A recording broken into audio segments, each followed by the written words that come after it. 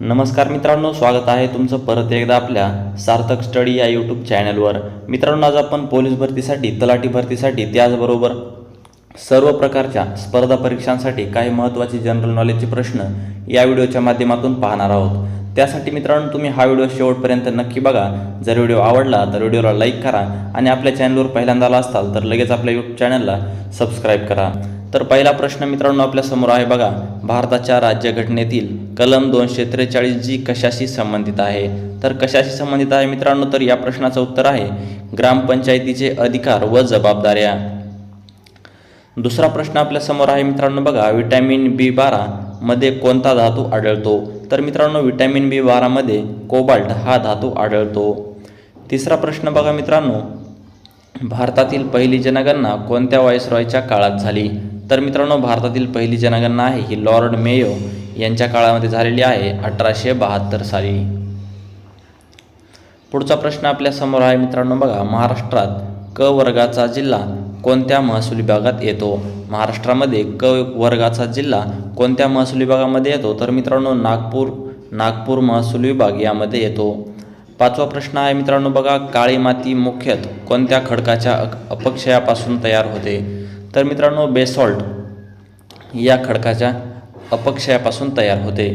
सहावा प्रश्न आहे मित्रांनो बघा, भारतीय राज्यघटनेच्या कोणत्या अनुसूचीमध्ये भाषांची यादी दिलेली आहे?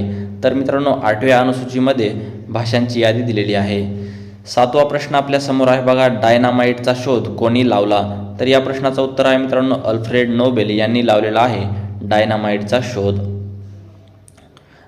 आठवा प्रश्न आपल्या समोर आहे बघा मित्रांनो, भारताचा पहिला जैवमंडल राखीव प्रदेश कोणता आहे? तर मित्रांनो, या प्रश्नाचं उत्तर आहे नीलगिरी हा आहे भारताचा पहिला जैवमंडल राखीव प्रदेश। पुढचा प्रश्न बघा, नॅशनल इन्कम मोजण्यासाठी भारतात कोणती संस्था अधिकृत आकडेवारी प्रसिद्ध करते? तर मित्रांनो, नॅशनल इन्कम मोजण्यासाठी भारतामध्ये अशी कोणती संस्था आहे जी अधिकृत आकडेवारी प्रसिद्ध करते? तर या प्रश्नाचं उत्तर आहे राष्ट्रीय सांख्यिकी कार्यालय NSO शॉर्ट फॉर्ममध्ये। 10वा प्रश्न आपल्या समोर आहे बघा, महाराष्ट्रातील सर्वात जास्त लांबीची नदी कोणती आहे? मित्रांनो, महाराष्ट्रातील सर्वात जास्त लांबीची नदी कोणती आहे? तर ही गोदावरी नदी आहे। गोदावरी नदीचा उगम नाशिक या ठिकाणावरून, त्र्यंबकेश्वर या ठिकाणावरून होतो, नाशिक जिल्ह्यातून। 11वा प्रश्न आपल्या समोर आहे मित्रांनो बघा, भारतातील सर्वाधिक कॉफी उत्पादन करणारे राज्य कोणते आहे? भारतामध्ये सर्वात जास्त कॉफीचे उत्पादन हे कोणत्या राज्यामध्ये होते मित्रांनो? तर हे कर्नाटक या राज्यामध्ये होते। कर्नाटक या राज्याची राजधानी मित्रांनो बेंगलोर आहे। 12वा प्रश्न आपल्या समोर आहे मित्रांनो बघा, भारतीय राज्यघटनेतील कलम 280 कशाशी संबंधित आहे? कशाशी संबंधित आहे मित्रांनो? भारतीय राज्यघटनेमध्ये 280 हे कलम तर वित्त आयोगाशी संबंधित आहे, वित्त आयोग।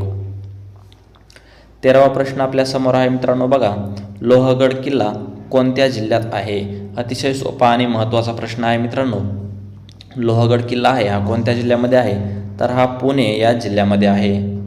14वा प्रश्न आपल्या समोर आहे बघा मित्रांनो, जागतिक पर्यावरण दिन कधी साजरा केला जातो? जागतिक पर्यावरण दिन कधी साजरा केला जातो? तर 5 जून या दिवशी साजरा केला जातो जागतिक पर्यावरण दिन। 15वा प्रश्न बघा मित्रांनो, भारतीय रिझर्व्ह बँकेची स्थापना कोणत्या वर्षी झाली? भारतीय रिझर्व्ह बँकेची स्थापना कोणत्या वर्षी झालेली आहे मित्रांनो? तर ही 1935 साली झालेली आहे। सर्वप्रथम कुठे झाली मित्रांनो? तर मुंबई या ठिकाणी मुख्यालय आहे भारतीय रिझर्व्ह बँकेचं आणि मुंबई या ठिकाणी स्थापना झालेली आहे। तर मित्रांनो, आपण या व्हिडिओच्या माध्यमातून आज 15 प्रश्न पाहिलेले आहेत। ही जर प्रश्न तुम्हाला आवडले असतील तर नक्कीच तुमच्या मित्रमैत्रिणींना शेअर करा। व्हिडिओ आवडला तर व्हिडिओला लाईक करा आणि अशाच प्रकारे नवनवीन व्हिडिओ आपल्या यूट्यूब चॅनलवर बघण्यासाठी चॅनलला सबस्क्राईब नक्की करा। तर धन्यवाद मित्रांनो, भेटूया आपण पुढच्या व्हिडिओमध्ये।